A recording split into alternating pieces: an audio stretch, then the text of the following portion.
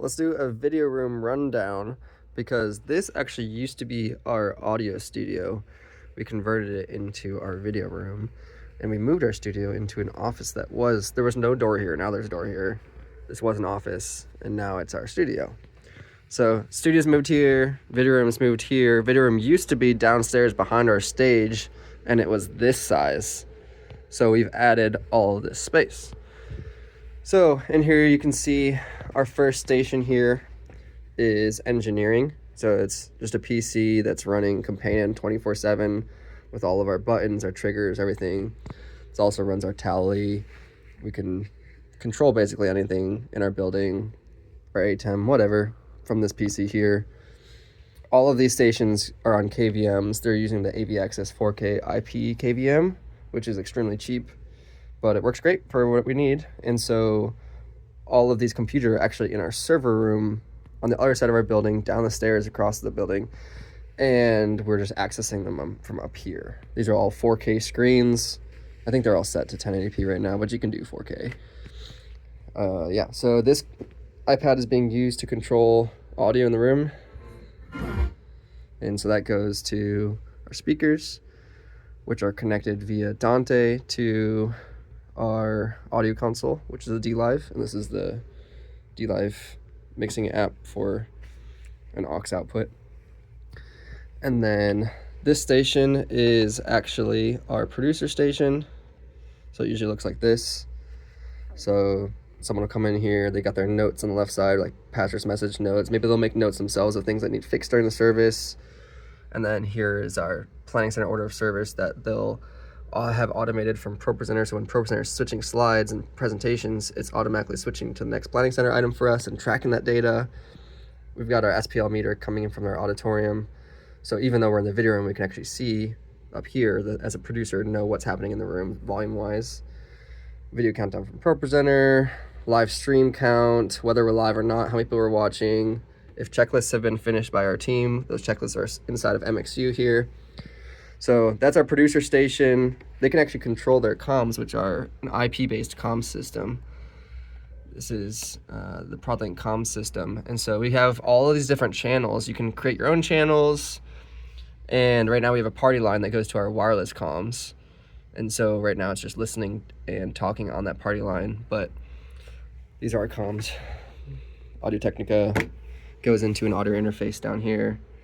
And then that goes into our KVM. And so every single computer has IP-based ProdLink comms running. This is not out yet as of this video's release, but maybe in the future. Aux channels are these are Dante inputs, but you could do analog inputs if you want. And so these are listen-only channels. So like we have our front of house audio, our ProPresenter computers we call CG1, CG2. So if you just want to listen to like the video playback and audio coming from those, you could. Our live stream audio, our auditorium Spotify, global Spotify, which is just on a computer in a youth closet, and then our MD and talkback inputs from stage so that whoever's up here can listen to people talking on stage, and then our front of house talkback from our audio console. So they can see that, they can see a transcript of everyone talking, and then they control it on a stream deck. So down here, they can actually like turn on and off what channel they're listening to or talking on, and if they want any auxes on or off as well. So that's kind of that. And then over on this computer, this is CG1, which is our primary ProPresenter computer. We're running all of our lyrics, graphics content out of. This is CG2, so it's pretty much just an announcement loop that's running. It could be a backup for ProPresenter if CG1 went down. It's also running comms for our video director over here, and it's also a backup for our live stream if we ever needed it, but we don't really. We're using an ATEM Constellation 4K. I think this is the 40 input or 24 input, 24 output. I don't really know, but it's a 4ME system. We've got an audio interface, like speaker switcher type thing for changing what source we're listening to, what speakers we're listening on. Stream deck for controlling settings for our video room. for what cameras are live, just kind of basically like macros on an ATEM, but just a better version of it. We can also control their comms for the video director from here. These are the iPads we use for drawing slides, and then we actually have our Resi decoder as an input on our switcher, and so you can see it here where we control it from this mouse and keyboard. And so instead of having like another monitor set up and a computer up here, we just run it through here. We're using some PreSonus speakers, got a nice fridge with water in it, got a subwoofer because of course you want to feel the audio. We can see all of our ins and outs on this TV. This is our primary live stream output feed, so we can make sure that we have the right camera on the live stream at all times. Just another multi-view, and this is primarily where we see all the cameras when we're switching, and what content's going to our side screens on this ME. This TV is running MXU over NDI, so we're just using an NDI dashboard output in MXU so we can see what mics are assigned to what people, how much time is remaining in service, slides, just general content when you're in the room.